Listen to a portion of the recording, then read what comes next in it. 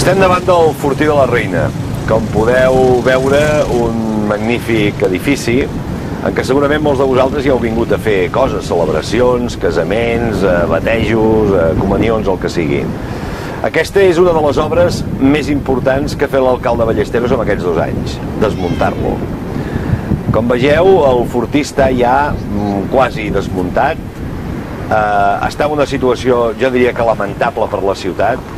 Això no té cap ús, és més, segurament, si no es vigila o es balla, dintre de poc tindrà un mal ús. I com recordeu, això és una llicència que es va donar en el seu moment per part del govern socialista de l'alcalde Requesens, que nosaltres hem defensat a capa i espasa amb tots els mecanismes legals que han estat al nostre abast, però, curiosament, i a vegades la vida té una certa justícia, l'ha tingut que tirar a terra un dels regidors que estava en l'equip de govern quan es va donar aquesta llicència mal donada, que era el senyor Ballesteros.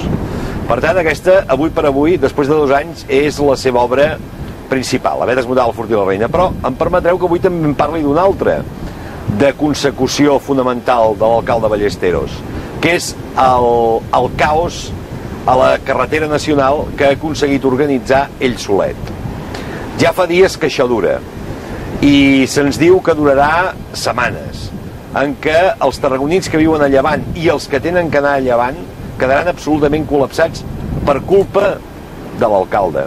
I quan dic culpa de l'alcalde ho dic pel següent motiu, perquè fa 2 anys ens va fer perdre 1 any revisant el projecte. Ara estem on estem.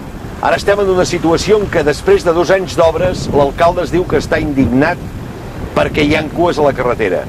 Jo, com vosaltres, em pregunto, escolteu, en 2 anys què ha estat fent l'alcalde per preveure que aquest moment que patim ara arribaria? Es veia venir que hi havia una rotonda que s'havia de fer, que hi havia uns empalmes que s'havien de tallar, que s'havia de fer la rotonda a la vora.